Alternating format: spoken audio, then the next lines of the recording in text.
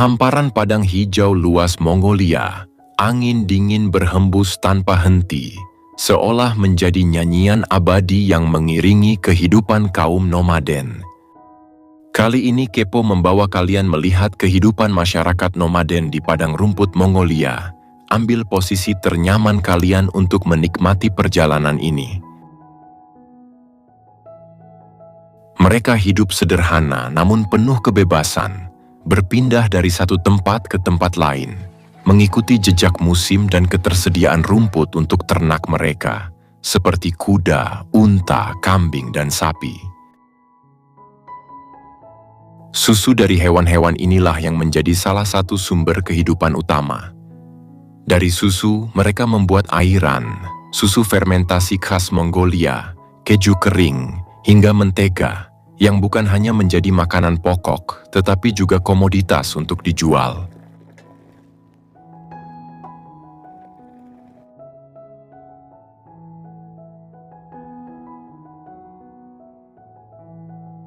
Kebiasaan berpindah tempat ini bukan sekadar tradisi, tetapi juga strategi bertahan hidup.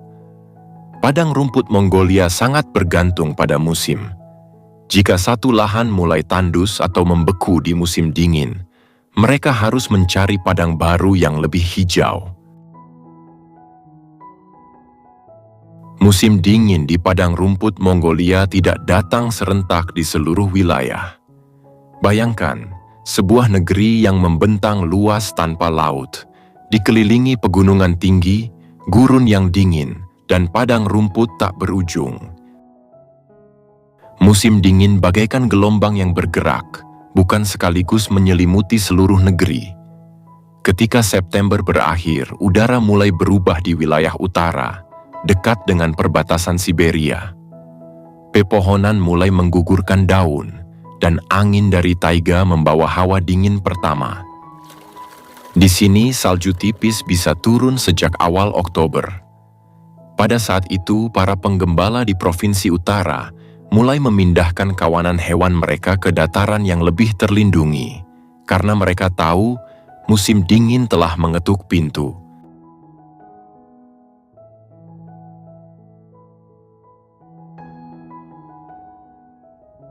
Namun di padang rumput tengah seperti Arkhangai, suasananya masih berbeda. Rumput masih terlihat hijau kekuningan, dan kuda-kuda masih merumput dengan tenang.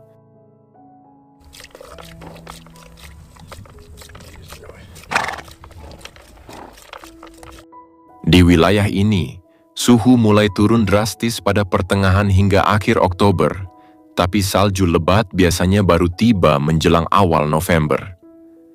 Angin mulai lebih kencang dan malam-malam menjadi panjang serta menusuk.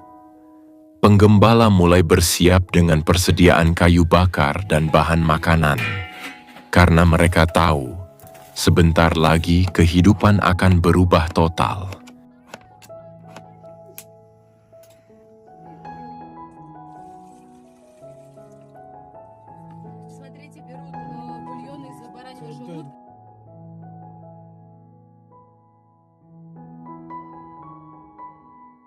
Sementara itu, di Gurun Gobi di selatan, cerita berbeda lagi. Meski siang hari masih cukup hangat hingga awal November, suhu malam bisa turun mendekati titik beku sejak Oktober. Musim dingin di Gobi terasa lebih lambat datang, tetapi ketika ia tiba, dinginnya bisa menyentuh minus 25 derajat Celcius meski tanpa salju setebal utara. Secara keseluruhan, musim dingin di Mongolia datang secara bertahap, mulai dari utara pada awal Oktober, kemudian merayap ke tengah, hingga akhirnya mencapai selatan di akhir Oktober atau awal November.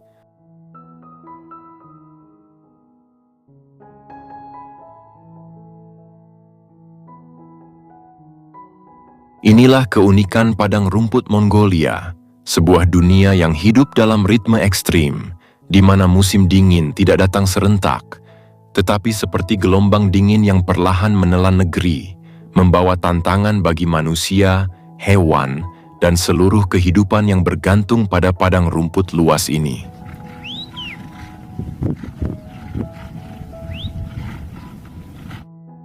Keluarga-keluarga nomaden sudah menatap ke depan.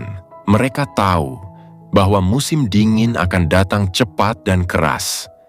Salju tebal bisa mengubur padang dalam semalam. Suhu bisa turun jauh di bawah nol, dan rumput akan menguning karena cuaca dingin. Ketika saat itu tiba, mereka harus memutuskan tetap bertahan di tempat yang sama atau berangkat mencari padang baru yang lebih ramah. Keputusan ini jarang diambil dengan tergesa. Kepala keluarga akan memandang cakrawala, membaca arah angin, memeriksa kondisi rumput, dan mendengarkan kabar dari kerabat yang tinggal beberapa hari perjalanan jauhnya. Semua itu menjadi kompas alami mereka.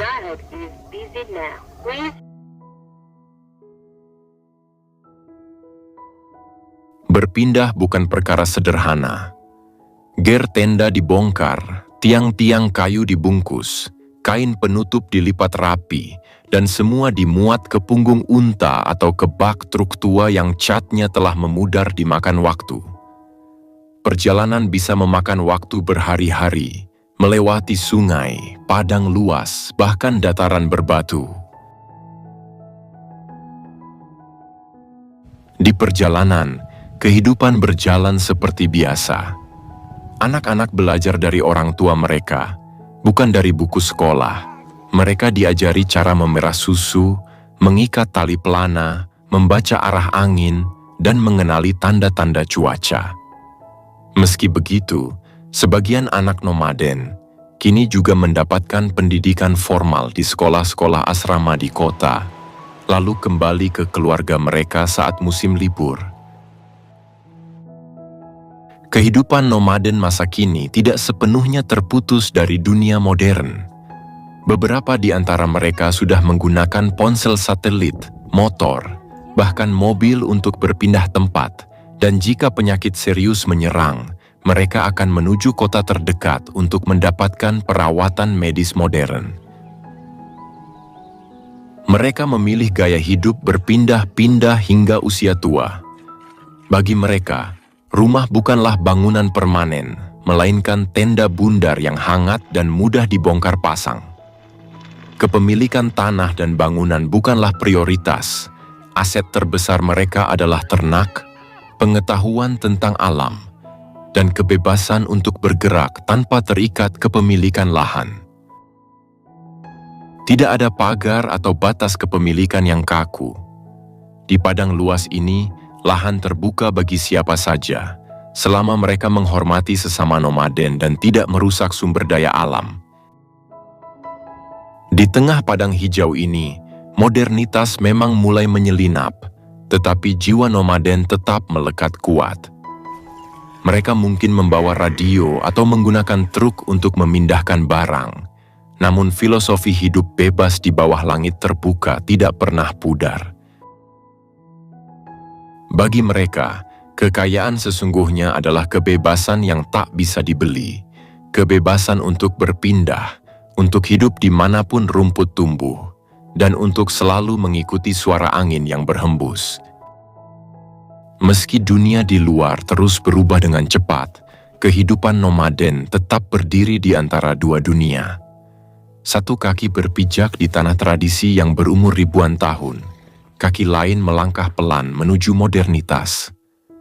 Dan mungkin, disitulah daya tarik mereka, hidup di garis batas, di mana kebebasan dan kebersahajaan berjalan beriringan.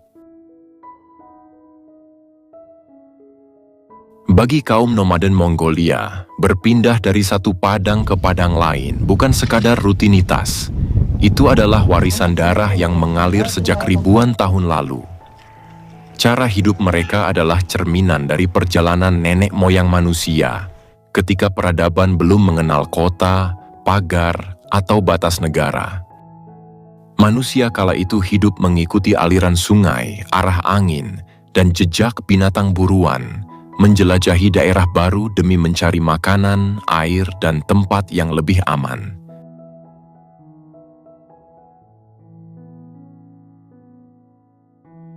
Di padang Mongolia yang luas tanpa ujung, setiap langkah seakan mengulang kisah purba. Dari sini, para penunggang kuda legendaris seperti bangsa Mongol di masa Genghis Khan pernah mengarungi daratan Asia, menembus pegunungan, menyeberangi gurun, dan menjangkau lautan jauh di barat. Perpindahan bukan sekadar kebutuhan, tetapi juga kekuatan, membentuk bangsa yang tangguh, lincah, dan mampu beradaptasi di medan apapun.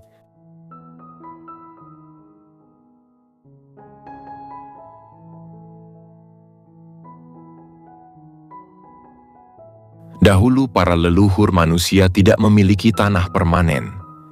Seluruh bumi adalah rumah mereka, dan langit adalah atapnya. Dari gurun Afrika hingga hutan Asia, dari lembah Eropa hingga padang beku Siberia, manusia berjalan, berlayar, dan berkuda, sedikit demi sedikit mengisi peta dunia. Kaum nomaden Mongolia hari ini adalah salah satu sisa hidup dari cara hidup itu, penjaga ingatan akan masa ketika manusia masih menjadi pengembara sejati. Meski kini dunia telah dipenuhi batas wilayah, gedung tinggi, dan jalan raya, mereka tetap melestarikan jiwa bebas para nenek moyang, berpindah ketika perlu, membawa rumah di punggung ternak atau kendaraan, dan melihat bumi bukan sebagai tanah milik pribadi, melainkan sebagai hamparan luas yang bisa dijelajahi. Setiap perjalanan mereka adalah gema masa lalu, seakan waktu sendiri tidak mampu menghapus jejak para pengembara yang pernah menyebar ke seluruh penjuru bumi. Di tanah Mongolia, kehidupan nomaden bukan sekadar cara bertahan, ia adalah warisan jiwa yang mengalir dari generasi ke generasi. Di padang hijau yang tak berujung, di bawah langit biru atau badai salju yang membutakan, mereka tetap melangkah, membawa serta rumah mereka, memelihara ternak, dan menjaga kebebasan yang telah diwariskan sejak nenek moyang pertama menjelajahi bumi.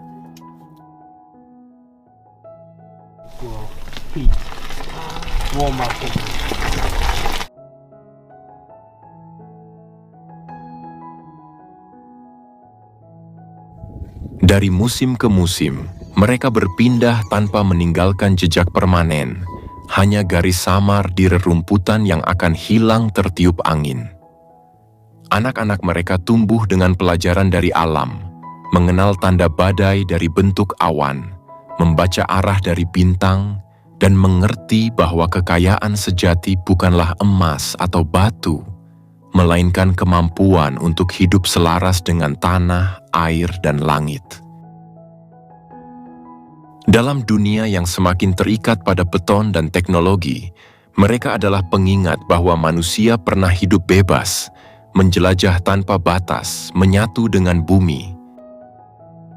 Meski sebagian kini mengenal mesin, ponsel, atau kendaraan, mereka tetap menjaga inti kehidupan nomaden, bergerak ketika alam memanggil, dan menganggap seluruh padang, sungai, serta pegunungan sebagai bagian dari rumah yang sama.